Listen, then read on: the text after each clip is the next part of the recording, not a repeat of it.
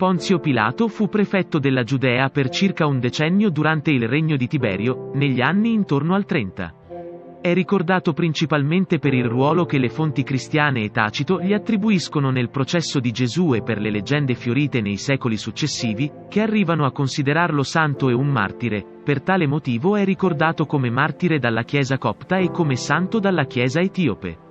Biografia. Il nome di Ponzio sembra rimandare a un'origine sannita o comunque sabellica. Il cognomen fu da qualcuno fatto derivare da Pileus, un copricapo usato durante l'affrancamento degli schiavi, il che ne farebbe un liberto o almeno discendente di liberti. Altri lo associano, con più verosimiglianza, a Pilum, un giavellotto. Il prenomen non è riportato da alcuna fonte.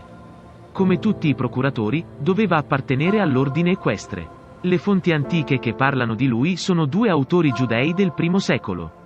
Flavio Giuseppe, la fonte principale, ne parla nelle opere Guerra giudaica, scritta negli anni 70, e soprattutto nelle Antichità giudaiche, scritta negli anni 90. Filone di Alessandria ne parla nell'Ambasceria a Gaio, scritta circa nel 41, il che ne fa temporalmente la fonte più vicina agli eventi. Un breve accenno è inoltre presente negli Annali di Tacito, i due libri di tale opera in cui presumibilmente si doveva parlare anche del mandato di Pilato in Giudea sono andati perdut. Infine bisogna citare anche le lettere di Ignazio di Antiochia agli Smirnei, ai Magnesi e ai Tralli, scritte all'inizio del II secolo. Dopo Valerio Grato, fu il quinto prefetto della Giudea, su nomina di Seiano e in carica tra gli anni 26 e 36, è famoso per il ruolo che svolse nella passione di Gesù, secondo quanto testimoniano i Vangeli, in quanto fu giudice del processo di Gesù. Rifiutatosi di condannarlo, in seguito si lavò le mani, cedendo di fatto alle richieste dei Sadducei che volevano la crocifissione. Secondo quanto riportato da Flavio Giuseppe, Pilato provò senza successo a romanizzare la Giudea, introducendo immagini dell'imperatore a Gerusalemme, cosa che suscitò una forte protesta perché la legge mosaica non lo consentiva, e provando a costruire un acquedotto con i fondi che si raccoglievano nel Tempio. Anche se Gerusalemme rimaneva la capitale, il procuratore romano aveva la sua residenza a Cesarea che, grazie alla sua ubicazione, rappresentava una buona scelta strategica. Il governatore, legato di Siria, Lucio Vitellio, padre del futuro princeps, lo destituì nell'anno 36 o 37 a causa della durezza con la quale aveva represso i Samaritani che avevano messo in atto la rivolta del Monte Garizim e lo inviò a Roma per rispondere del suo operato davanti al principe. Ma prima che Pilato potesse raggiungere Roma, Tiberio morì. Da questo momento la sua figura scompare dalle fonti. Nel ruolo di prefetto della Giudea gli subentrò Marcello, amico di Lucio Vitellio. Filone di Alessandria racconta che era corrotto, licenzioso e crudele, che rubava e che condannava senza processo. Iscrizione di Cesarea di Palestina. Nel 1961 presso l'anfiteatro romano di Cesarea è stata rinvenuta casualmente una lapide risalente al periodo tiberiano, sulla quale Pilato veniva menzionato nell'incisione incompleta che recita: Sisarensibu S. Tiberieum, Pon, Tius Pilatus, Praef, Ectus Iuda, e traducibile forse come, presso i Cesarensi, Ponzio Pilato, prefetto di Giudea, dedicato a Tiberio.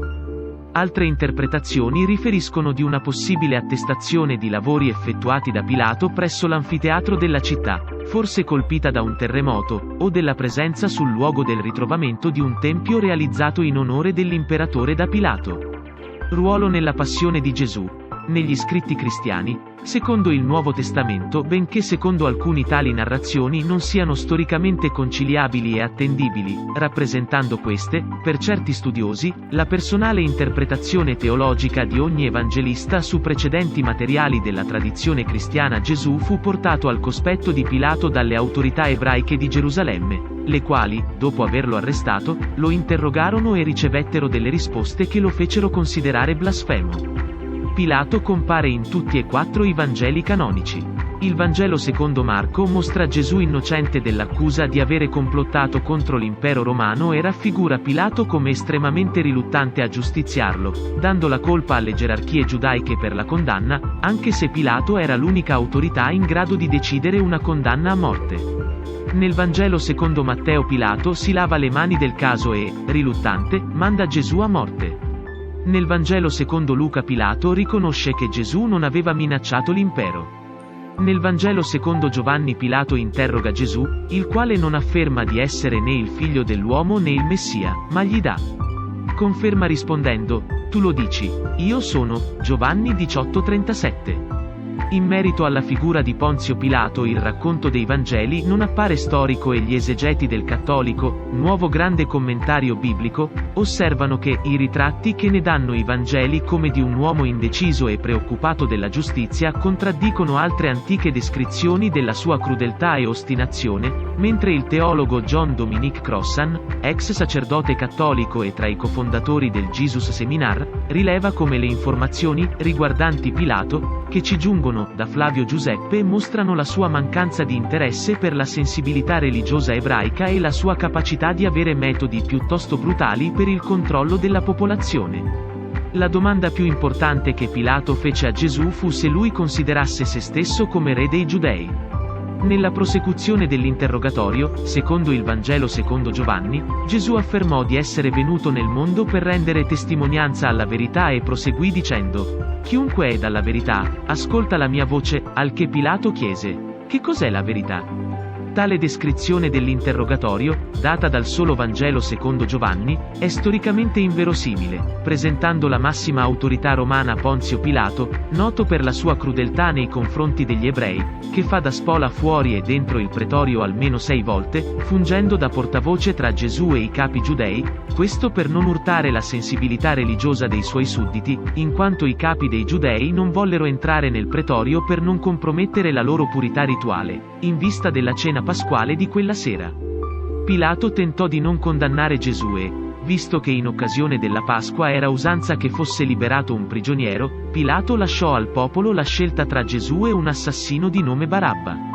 Tale episodio, anche secondo molti studiosi cristiani, è da ritenersi leggendario e, in merito a questa amnistia per la Pasqua, va rilevato come non sia mai stata documentata storicamente per nessun governatore romano di alcuna provincia e gli stessi evangelisti sono in disaccordo se tale amnistia provenisse dai romani o dagli ebrei. Anche la figura di Barabba, personaggio che non è menzionato al di fuori dei Vangeli, probabilmente non è storica, ma anch'essa di natura teologica. Nel solo Vangelo secondo Matteo ci sono alcuni altri elementi. Un intervento della moglie di Pilato, secondo la tradizione successiva chiamata Claudia Procula, la quale gli consiglia di rilasciare Gesù, e l'episodio di Pilato che si lava le mani davanti alla folla dicendo: non sono responsabile, disse, di questo sangue, vedetevela voi. A cui gli ebrei rispondono: il suo sangue ricada sopra di noi e sopra i nostri figli. Matteo capitolo 27 versi 24 e 25. Tutti questi elementi, presenti nel solo Vangelo di Matteo, non sono considerati storici così come gli episodi matteani, relativi a Giuda, dei 30 pezzi di argento e del campo di sangue, ma sono elementi tratti da tradizioni popolari e inseriti dall'Evangelista per i suoi scopi teologici. In particolare, l'assunzione di responsabilità degli ebrei, in risposta al lavarsi le mani di Pilato, come è noto non è storica, proietta all'indietro le polemiche tra i giudei e i seguaci di Gesù della fine del I secolo. Tale episodio, atto a scagionare Pilato, sarà utilizzato dai cristiani in maniera antiebraica e sarà trattato come se fosse una automaledizione con la quale la gente ebraica attirò su se stessa il sangue di Gesù per tutti i tempi successivi. Il gesto di lavarsi le mani, inoltre, per quanto presente nella letteratura classica greca, è stato introdotto dall'Evangelista che scriveva alcuni decenni dopo e in ambiente greco-romano, al di fuori della Palestina per esprimersi, con un linguaggio comprensibile per i lettori, giudeo-cristiani, che sapevano del rituale, e non appare storicamente plausibile in riferimento a Pilato. Riguardo alla flagellazione di Gesù, presentata nel processo di fronte a Pilato, gli evangelisti riportano differenti resoconti. Luca parla di una fustigazione, pena meno grave in cui si percuoteva il condannato senza frustarlo, e la pone a metà processo, senza evidenziare che tale pena sia poi stata applicata. Giovanni pone la flagellazione, pena più severa, in cui si colpiva il condannato con un flagello, cioè una frusta, fatto di lacci di cuoio aventi in punta schegge d'ossa, piombi e pungiglioni, a metà processo, stessa scelta temporale di Luca. Marco, Matteo fanno invece riferimento a una flagellazione a processo terminato. La versione storicamente più verosimile appare essere quella di Marco, Matteo. La flagellazione era posta dopo la condanna e come parte della pena insieme alla crocifissione. Pilato è anche presente negli Atti di Pilato, un apocrifo biblico del secondo-III secolo. Eusebio di Cesarea, citando degli scritti apocrifi, afferma che Pilato non ebbe fortuna sotto il regno di Caligola, che lo inviò nelle Gallie, dove si suicidò nella città di Vienna. Anche secondo Agapio di Ierapoli Pilato si suicidò. Durante il primo anno del regno di Caligola. Fonti antiche non cristiane. Un altro testo che parla di Pilato in relazione a Gesù è il Testimonium Flavianum, un brano tramandato all'interno delle antichità giudaiche dello storico giudeo Flavio Giuseppe e risalente all'anno 93 o 94, ma di dubbia autenticità. Ci fu verso questo tempo Gesù, uomo saggio, se più bisogna chiamarlo uomo, era infatti autore di opere straordinarie, maestro di uomini che accolgono con piacere la verità, e attirò a sé molti giudei, e anche molti dei greci. Questi era il Cristo, e quando Pilato, per denunzia degli uomini notabili fra noi, lo punì di croce, non cessarono coloro che da principio lo avevano amato. Egli infatti apparve loro al terzo giorno nuovamente vivo, avendo già annunziato i divini profeti queste e migliaia di altre meraviglie riguardo a lui.